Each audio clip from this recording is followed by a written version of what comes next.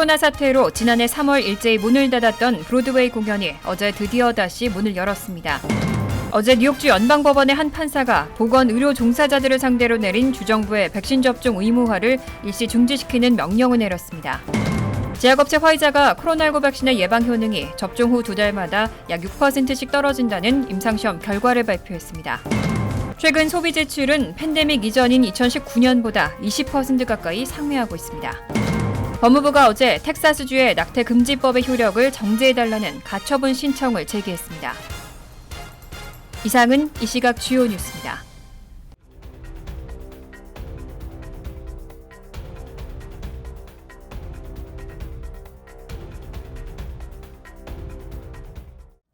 시청자 여러분 안녕하십니까? KBN 뉴스입니다. 코로나 사태로 지난해 3월 일제히 문을 닫았던 브로드웨이 공연이 다시 문을 열었습니다. 재개 첫날인 어제 극장들이 모여있는 맨하튼 타임스퀘어 주변은 1년 6개월 만에 관객들로 붐볐습니다. 맨하튼 브로드웨이의 라이언 킹, 위킷, 해밀턴 등 뮤지컬들이 어제 다시 문을 열고 극장에서 관객들을 맞았습니다. 브로드웨이 실내 공연이 재개된 것은 지난해 3월 코로나19 사태로 중단된 지 18개월 만입니다. 빌 드블라지오 뉴욕시장은 기자회견에서 브로드웨이와 뉴욕시의 모든 예술과 문화는 우리 도시의 삶과 에너지, 다양성, 정신을 표현하고 이 도시에서 많은 사람들의 생업이기도 하다며 오늘은 뉴욕시의 컴백에 있어 엄청난 밤이라고 말했습니다. 이날 타임스퀘어에는 당일 공연 중 남은 표 등을 할인해서 파는 TKTS도 오랜만에 관객들을 맞았습니다. 매표소 앞에는 문을 열기 30분 전부터 줄이 늘어섰습니다. 브로드웨이 극장주 등의 협의체인 브로드웨이 리그 샬럿 마틴 회장은 오늘은 브로드웨이의 경이적인 날이라며 브로드웨이가 돌아오면 뉴욕이 돌아오는 것이기 때문이라고 말했습니다. 타임스퀘어의 붉은 계단 위에는 브로드웨이가 돌아왔다는 간판이 들어섰고 이를 축하하는 뮤지컬 배우들의 거리 퍼레이드 등이 이어졌습니다. 뉴욕시 당국에 따르면 올 연말까지 최소 30개 이상의 공연이 재개될 전망입니다. 다만 여전한 바이러스 확산세에 공연들도 엄격한 방역 수칙이 적용됩니다. 백신 접종 증명서 또는 음성 확인서가 없으면 입장할 수 없고 모든 관객은 실내에서 마스크를 쓰고 공연을 관람해야 합니다. 어제 뉴욕주 연방법원의 한 판사는 주정부가 보건의료 종사자들을 상대로 내린 백신 접종 의무화를 일시 중지시키는 명령을 내렸습니다.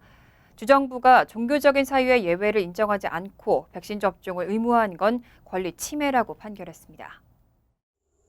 데이비드 허트 유티카 연방지법원 판사는 17명의 의사, 간호사 등 의료인들이 지난 13일 소송을 제기한 건에 대해서 예외적 면제를 인정하지 않은 백신 의무화는 권리 침해라는 판결을 내렸습니다.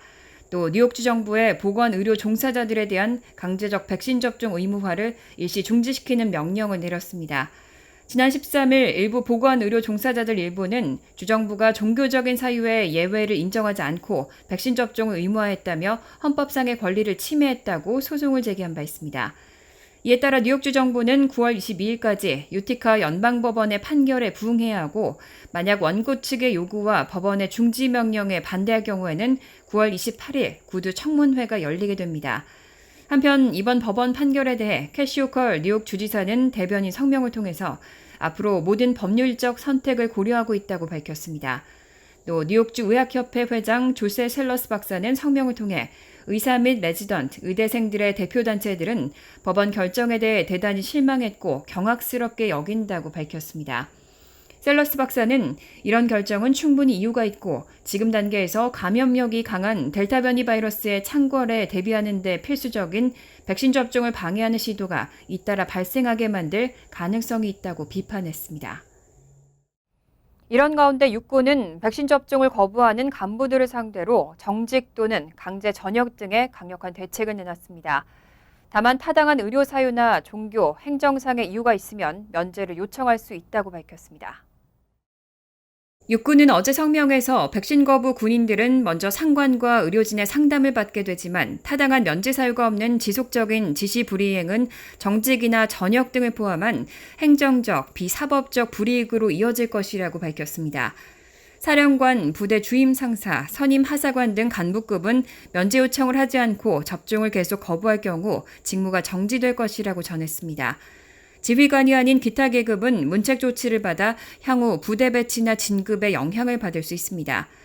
로이드 오스틴 국방장관은 지난달 24일 식품의약국이 화이자의 코로나19 백신을 정식 승인한 뒤 모든 현역 군인을 대상으로 백신 접종을 의무화할 것을 지시했습니다. 다만 육군은 지난달 말 지시 이행을 공표하면서도 장병들은 타당한 의료, 종교, 행정상의 이유가 있으면 면제를 요청할 수 있다고 밝혔습니다.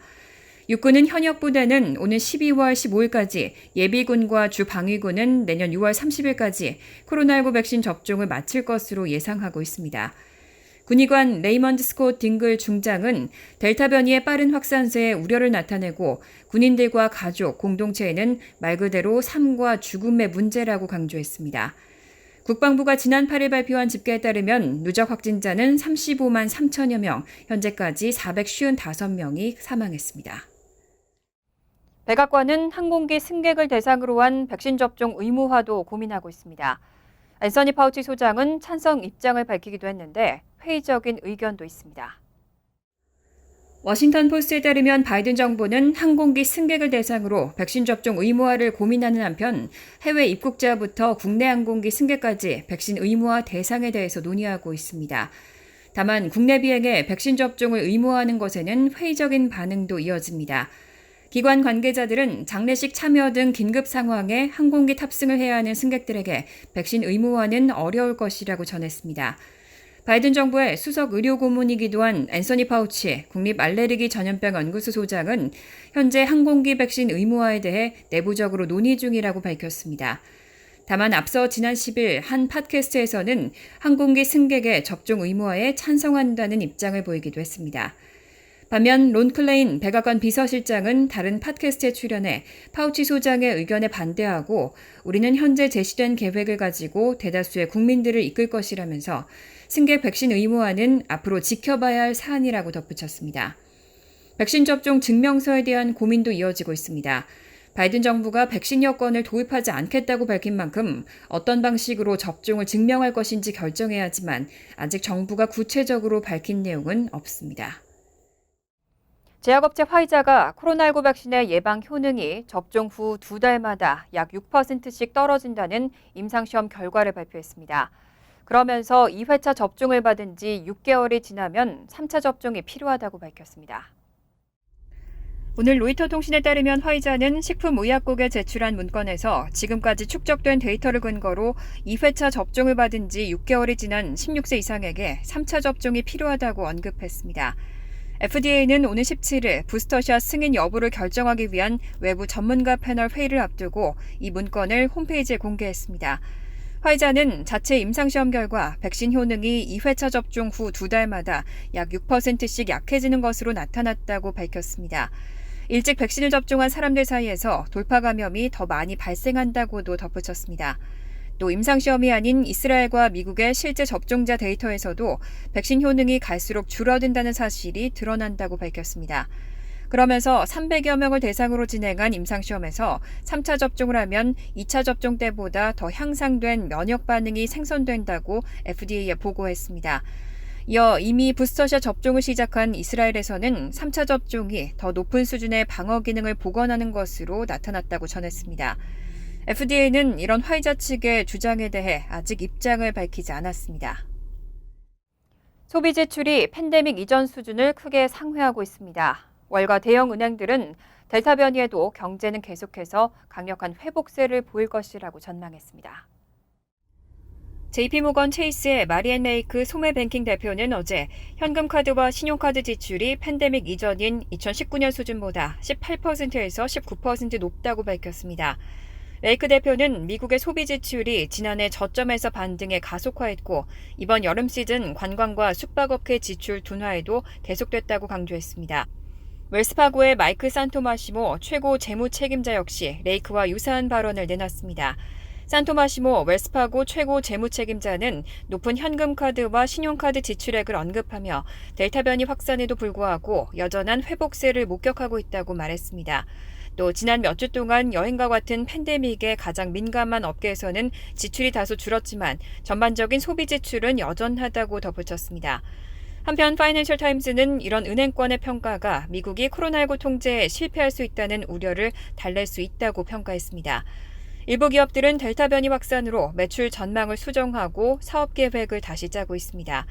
기업가들은 소비자들이 코로나19 이후 글로벌 경제 회복을 주도할 것이라고 예상했습니다. 소비자들은 팬데믹 제한 조치에서 벗어나 지출을 늘릴 태세를 보이고 있습니다. 다만 허리케인 등으로 인한 공급 차질부터 구인난까지 공급망 문제로 기업들이 상품과 서비스를 제공하는 데 어려움을 겪고 있는 것으로 나타났습니다. 텍사스주는 지난 1일 오전 0시를 기해 태아 심장 박동법을 시행했습니다. 임신 6주 이후의 임신 중절을 사실상 전면 금지했는데요. 법무부는 어제 이 법의 효력을 정지해달라는 가처분 신청을 제기했습니다. 법무부가 어제 임신 6주 이후 임신 중절을 사실상 전면 금지한 텍사스주의 태아 심장 박동법 효력을 정지해달라는 가처분 신청을 냈습니다. 이 법이 위헌이라며 지난 9일 소송을 제기한 지 닷새 만입니다. 더일 등에 따르면 법무부는 47쪽짜리 신청서에서 여성들의 헌법적 권리 행사를 보호하기 위한 조치라며 텍사스주 여성의 헌법적 권리와 주권적 이익을 보호하기 위한 것이라고 설명했습니다. 텍사스주는 헌법적 권리 침해 논란에도 불구하고 지난 1일 오전 0시를 기해 이 법을 시행했습니다. 태아의 심장박동이 감지되는 임신 6주 이후의 모든 낙태를 사실상 금지한 겁니다. 성폭행이나 근친 상간에 의한 낙태도 예외 없이 허용하지 않습니다. 이 법은 특히 낙태 시술자와 조력자 등에 대해 이 여성과 관련이 없는 일반 시민들도 소송을 제기해 $10,000의 보상금을 받을 수 있도록 했습니다.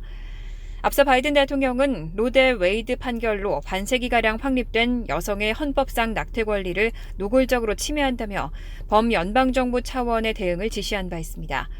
메릭 갈런드 법무장관도 지난 9일 기자회견을 통해 일반 개인에게 소재기권을 부여한 것은 부적절하다고 지적하고 이 법은 오랜 연방 대법원 판례에 비춰 명백히 위헌이라고 비판했습니다. 한편 어제 법무부는 또 법무부 산하 연방수사기관의 법 집행 과정에서 목조르기와 무단 가택 수사를 제한하는 새로운 정책을 시행한다고 발표했습니다. 경찰 또는 다른 사람에게 심각한 신체적 부상이나 위험을 가할 수 있는 경우에만 예외적인 상황으로 한정됐습니다. 법무부가 어제 법무부 산하 연방수사기관의 법 집행 과정에서 목조르기와 무단 가택 수사를 제한하는 새로운 정책을 시행한다고 발표했습니다. 경찰의 과잉 진압으로 사망한 흑인 조지 플로이드 사망 사건 이후 16개월 만으로 과도한 공권력 행사를 막기 위한 경찰 개혁 법안이 의회에서 제동이 걸린 가운데 나온 겁니다. 외신들에 따르면 법무부는 이날 특수한 위협적인 상황을 제외하고 수사기관의 경동맥 누르기와 목 조르기, 무단 가택 수사를 금지한다고 발표했습니다. 여기서 예외적인 상황은 경찰 또는 다른 사람에게 심각한 신체적 부상이나 임박한 위험을 가할 수 있다고 합리적으로 믿을 만한 경우로 한정했습니다. 긴급 수색 영장도 신체적 안전이 위태로운 상황에 한해야 하고 수사기관 부서와 연방검사 모두의 승인을 받아야 합니다. 다만 이 정책은 연방수사국과 마약단속국, 연방보안국 등 법무부가 감독하는 수사기관에만 적용됩니다. 국토안보사나 이민집행기관이나 주 및 지방정보 수사기관엔 적용되지 않습니다. 메릭 갈런드 법무장관은 수사기관과 대중 사이의 신뢰를 쌓는 것은 법무부 임무에서 핵심적이라며 이번 새 정책은 법무부가 법 집행 안전과 책임을 개선하기 위해 취하는 중요한 조치들 중 하나라고 말했습니다. 조지 부시, 빌 클린턴, 버락 오바마 전 대통령 등 3명의 전직 대통령과 부인들이 아프가니스탄 난민들의 미국 정착을 돕기로 나섰습니다. 어제 로이터 통신은 조지 부시, 빌 클린턴, 버락 오바마 전 대통령과 그 부인들이 미국 280여 시민단체와 기업, 지도자급 인사 등이 결성한 아프간 난민 지원 그룹 웰컴.US에서 역할을 맡을 것이라고 보도했습니다. 이 웹사이트에는 버락 미셸 오바마 부부, 조지 로라 부시 부부, 빌 힐러리 클린턴 부부 등 6명이 명예 공동의장으로 나란히 올라 있습니다. 웰컴.US는 새로운 아프간 이웃들의 재정착에는 전국적인 대응이 필요하다며 전직 대통령 셋과 전 대통령 부인 셋이 리더로서 합류했다고 적었습니다. 부시 행정부 관리 출신인 존 브리지랜드 공동의장은 미국인들이 기부를 하거나 에어비앤비를 통해 집을 빌려주는 등 난민 정착을 돕고 싶을 때 더 쉽게 접근할 수 있도록 단일 창구 역할을 할 것이라고 설명했습니다. 지난달 종료된 미국의 아프간 철군 과정에서 아프간인 수만 명이 탈출해 이미 미국에 도착했습니다. 이들 중 상당수는 미 정부와 국제기구에 협력한 아프간인들로 탈레반 통치하에서 겪을 수 있는 위험을 피해 아프간을 떠났습니다. 웰컴 US는 이민 문제가 미국에서 논쟁적인 현안이지만 아프간 난민을 돕는 데에는 공화당, 민주당 주지사들을 포함한 초당적인 참여가 이뤄지고 있다고 강조했습니다. 하원 민주당에서 추진 중인 증세안이 부자 증세와는 거리가 멀다는 지적이 나왔습니다. 최상위 부유층의 자산이 아니라 소득에 대해서만 부담을 늘려서 사실상 최상위 부유층에게는 별다른 부담이 되지 않고 상속세 강화도 반영되지 않았다는 평가입니다. 어제 뉴욕타임스는 민주당 소속 리처드 닐 하원 세입위원장의 증세안이 최상위 부유층의 자산이 아닌 소득에 대해서만 부담을 늘려 당내 진보 세력을 실망시켰다고 보도했습니다. 뉴욕타임즈는 제프 베이조스 아마존 창업자를 예로 들면서 지난해 베이조스가 아마존에서 받은 급여는 8만 1,840달러에 불과하기 때문에 하원에서 추진 중인 증세안은 베이조스에게는 별다른 부담이 되지 않는다고 지적했습니다. 상속 관련 세제를 강화하겠다는 목표도 증세안에 반영되지 않았습니다. 당초 민주당은 상속 처분과 관련한 스텝업 베이시스를 손보겠다는 계획이었습니다. 스텝업 베이시스는 부모 사망 시 자녀가 부동산이나 주식을 유산으로 받은 뒤 처분할 경우 자산을 구매할 때 가격이 아닌 상속 당시의 가격으로 양도소득세를 물리는 제도입니다. 때문에 부모가 생전에 사들인 부동산 가격이 상속 시점에 수백 배 이상 뛰었다고 하더라도 자녀는 부모 생존 시 오른 자산 가치에 대해서는 양도소득세를 물지 않게 된다는 의미입니다. 미국의 연방 상속세 면세 한도는 올해 기준으로 1,170만 달러이기 때문에 스텝업 베이시스 제도를 이용하면 면세 한도 이하의 자산은 세금 부담 없이 상속이 가능합니다.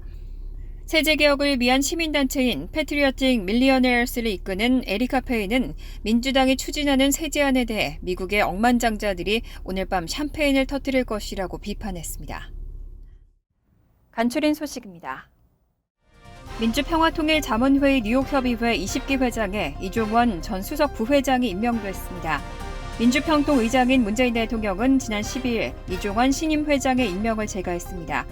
이에 따라 이 회장은 오는 2013년 8월 31일까지 20기 뉴욕평통을 이끌게 됐습니다.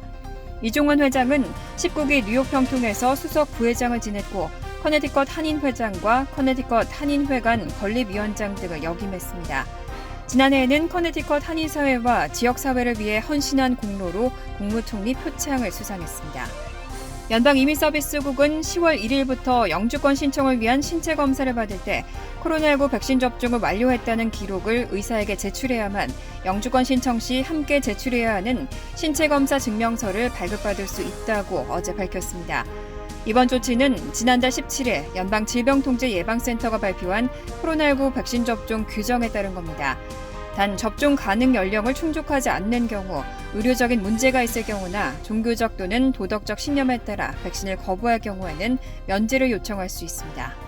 아틀랜타시의 동물원에서 고릴라 20마리 가운데 18마리가 코로나19 바이러스에 감염된 사실이 확인됐습니다. 동물원 측은 영장류 동물들을 위한 백신을 접종하려고 한 날을 불과 며칠 남겨두고 일어난 일이라고 밝혔습니다. 사육사들은 고릴라들이 기침과 콧물 등의 증상을 보이고 식욕을 잃는 등 이상 증세에 따라 조지아 대학 수의학 실험실에 검사를 의뢰했다가 호흡기 질환과 함께 양성 반응 확진 결과를 얻었습니다. 검사한 고릴라들 가운데 최소 4마리의 개체 샘플에서 델타 변이종 코로나19 바이러스가 검출됐다는 사실도 확인됐습니다. 벌몬트주는 어제 엑손모빌과 쉘, 소노코, 시트고 등 4개 석유 회사들을 상대로 자신들의 제품이 기후변화에 미치는 영향에 대해 대중을 오도했다며 소송을 제기했습니다. 도노반 버몬트주 법무장관은 벌링턴의 버몬트주 대법원에 소송을 제기하면서 이 회사들이 화석 연료 사용이 환경을 해친다는 것을 소비자들에게 말해주길 바란다고 말했습니다. 또 이번 경고는 담배 제품이나 지나치게 많은 영양과 칼로리를 함유한 식품의 위험성을 지적하는 것과 비슷한 것이라고 말했습니다. 환율과 증권 소식입니다.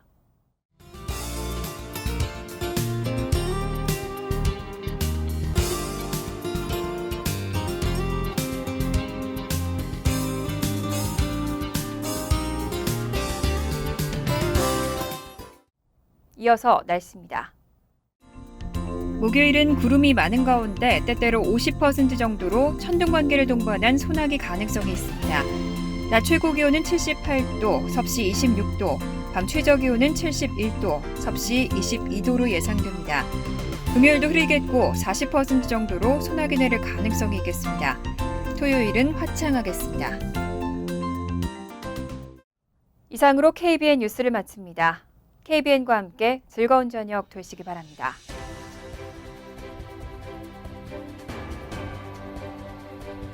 미 동부 최대 한인방송 KBN이 제작하는 KBN 뉴스는 웹사이트 mykbn.com 그리고 유튜브와 페이스북에서 다시 보실 수 있습니다.